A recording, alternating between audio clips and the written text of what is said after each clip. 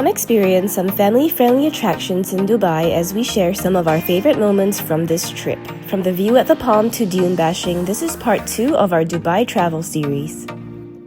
We switched hotels to be closer to downtown Dubai before grabbing a quick brunch at Boho X to start our day.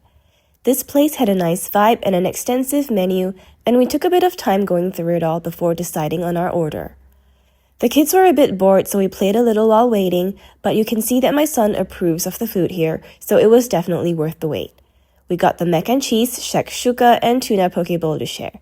Everything was absolutely delicious, and we really enjoyed our meal.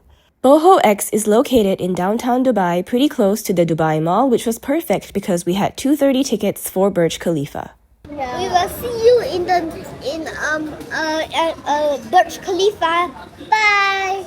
Before heading over to Burj Khalifa, we took a little stroll to find the Wings of Mexico. It's just around the corner here and well worth a quick stop. There was a couple getting their wedding photos taken here, but we got our turn after them. We made our way to the Dubai Mall by foot, but we probably should have spent the money on a cab because the walk was longer than we expected and the weather was not very fun for long walks.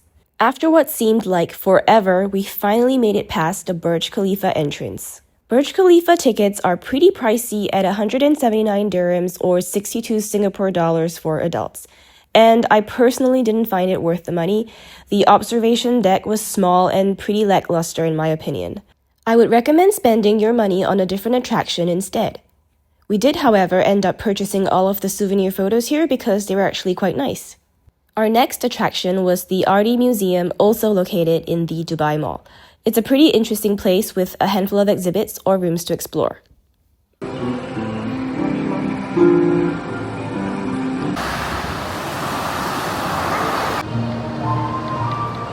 We spent the most time in this room where we could color some sea creatures and scan them, and our artwork would magically appear on the walls. This is a dolphin I colored, and the process is super simple and straightforward. The kids loved this room the most. After this, we got some food from the food court near the museum and headed back to our hotel.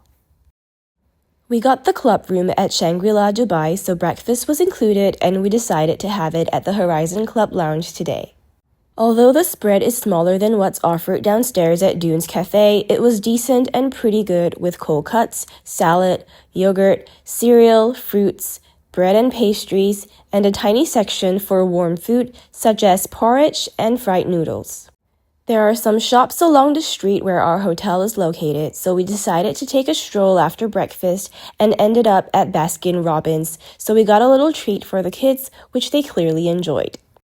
We explored more of the hotel and went up to the rooftop for the perfect view of Burj Khalifa.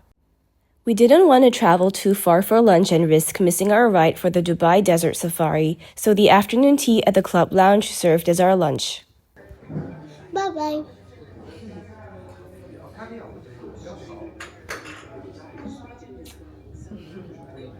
The driver picked us up at around 3:30 p.m. and we drove up to the desert for an evening of fun, starting with a 30-minute quad bike ride which we could enjoy with our kids. This was my first time and it was so much fun. We would hands down do this again. After this, our driver drove us to the sand dunes where we experienced dune bashing. Your first time, guys? Yes. Yeah. Me too, first time. Enough fun. It was such a thrilling experience and we had a blast. Then we took turns experiencing sandboarding, which was very challenging. Honestly, I think everyone stayed on the board longer than I did. Even my son, who went down solo, did so well. My husband and younger son went down together, but it was probably not the best idea because they started out great but crashed at the end. Still better than me because I barely stayed on the board.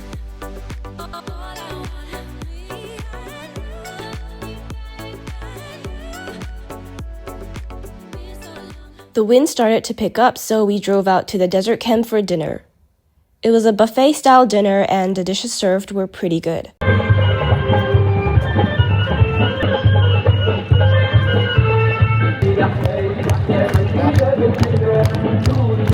We enjoyed ourselves with the live performances throughout dinner.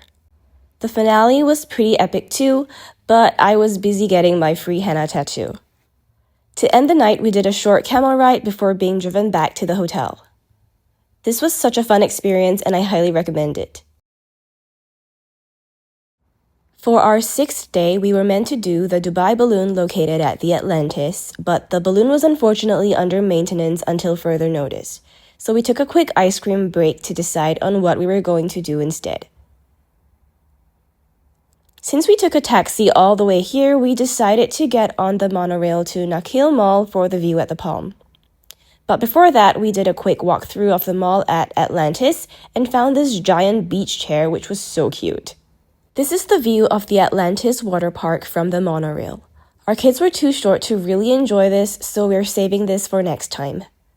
After a short ride to Nakheel Mall station, we did a little shopping and then a quick lunch at the Noodle House, where kids dine free for each adult that spends a minimum amount. There were a lot of familiar dishes to choose from, but I ended up getting the pad thai, which was honestly one of the best I've ever had. It was so good that we even complimented the chef. The view at the Palm shared a lot about the history of the man-made palm-shaped island. It was interesting to learn about how the island was built and why it was built. The view from up here was a nice change from the usual views we get in downtown Dubai. My personal recommendation would be to choose this over Burj Khalifa. Our final stop of the day was Global Village, which is a seasonal attraction open from October to April. We were lucky enough to have visited Dubai in April, days before they closed for the season. Global Village was a truly unique experience with many different cultures and food from all over the world in one place.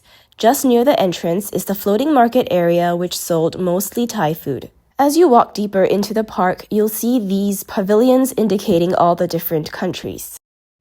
Besides shopping, they also had an amusement area, but we didn't get on any of the rides because of height requirements. There were also some performances throughout the park. After all the shopping, we decided it was time for dinner, so we had some butter chicken and a mixed seafood grill to share. We also had some Turkish ice cream before we returned to the hotel. In the next video, I experience solo parenting in Dubai and take my kids to the Museum of Candy and Kidzania. Stay tuned to see how I handle my 2 boys and for another dining recommendation.